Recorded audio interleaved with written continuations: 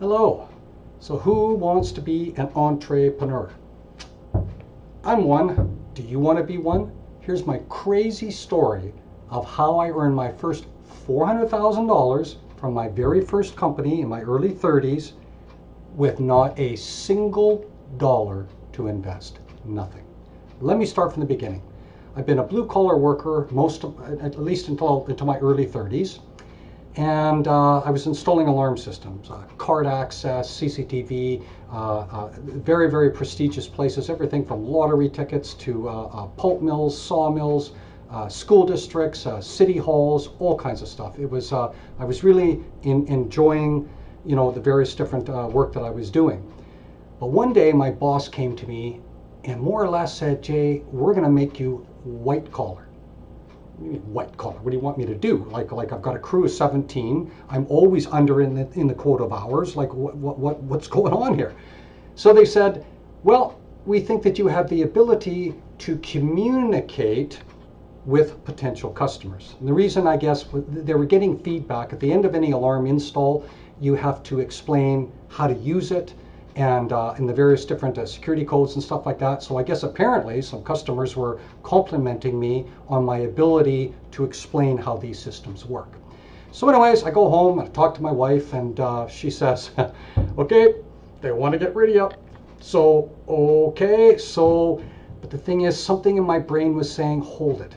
If anybody in the world, and I'm not just talking about me, but if you can communicate and sell products, and you can sell yourself and become a sales excellence, entrepreneur, you're going to go a long way. You're not going to limit your money. It's going to be based on how much work you put in. So I got excited.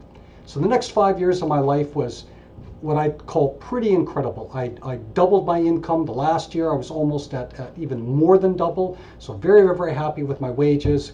Got my first brand new house, brand new car, everything. I was extremely happy. But what happened was every single year my quota would go up. Now I'm not talking like 5%. I'm talking freaking 40, 50%.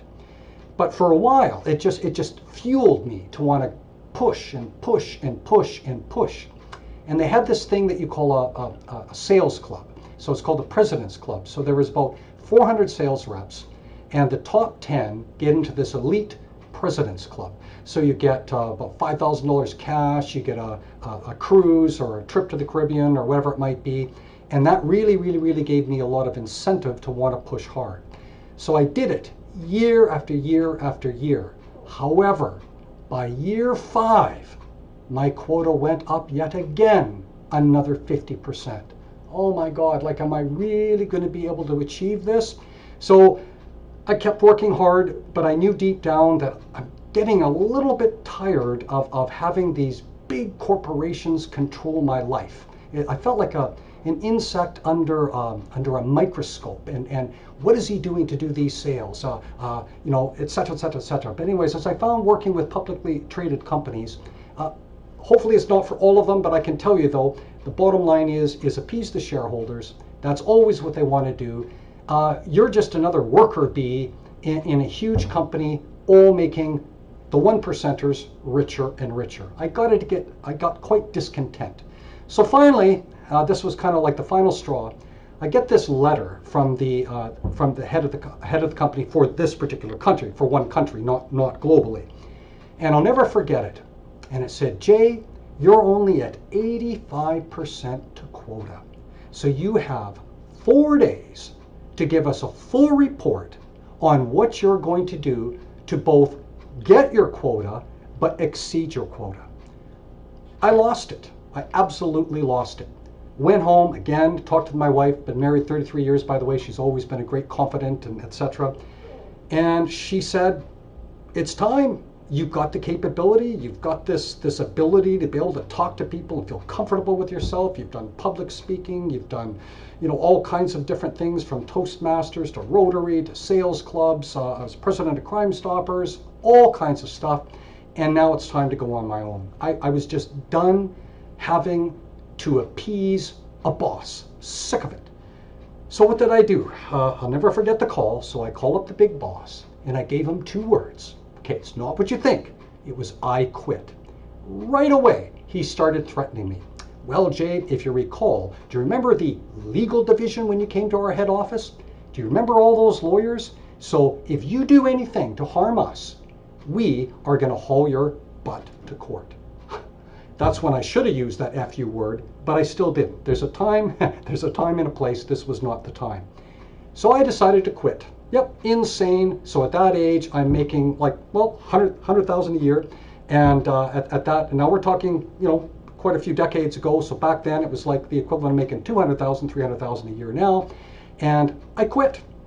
I didn't even know what I was going to do. All I knew is I had to start my entrepreneurship journey.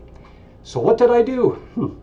This is how I made my first $400,000 really quickly and my first taste of entrepreneurship.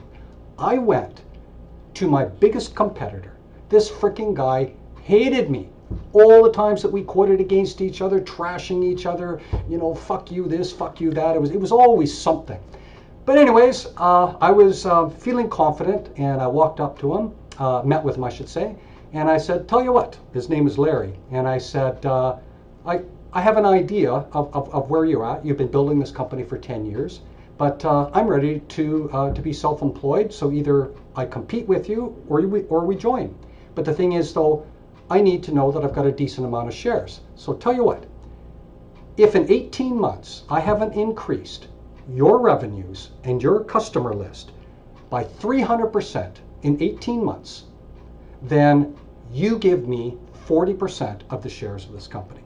I'll never forget his wife and him. Oh yeah, right. So they're thinking they're probably just going to have to give me 10% because that was the clause that irregardless of what happened in that period of time, I would at least get 10%, which of course is pretty nominal versus 40%. Well, I had learned to develop long-term relationships with the various different contacts I had, from the school board to the warehousers to the various different contracts that I had, and I went to those people. Then I went to my competitor, and believe it or not, they gave me the opportunity to become self-employed. So in 18 months, it wasn't just 300%, it was literally 700-800% increase in sales. They had what we call monitoring accounts. They had about 200. By the time I was done, they had an excess of 3,000. So that was big, big, big, considering it took them 10 years to get those 200 accounts. So this was great. But the thing is, I still didn't have freedom. When you only have 40% shares in the company, you still have no say. So I tried to get access to the books, I tried to get more involved with the decisions, and it was just no, no, no, no, no. And finally I said, to hell with it, I'm selling it out. So literally, in 18 months, I made $400,000. I was just early 30s. And after that, once I got the cash, most of it I didn't have to pay taxes on, which was really good. But that is what gave me the money to get into my next venture. So we're going to talk about that in the next video. But for now, we're hoping to be able to help you become self-employed. We've got hundreds of videos coming up on all the different methods that we've used, from promotion to what it's like to be an entrepreneur, to partnerships, incorporations, you name it. Till then, thank you for your time.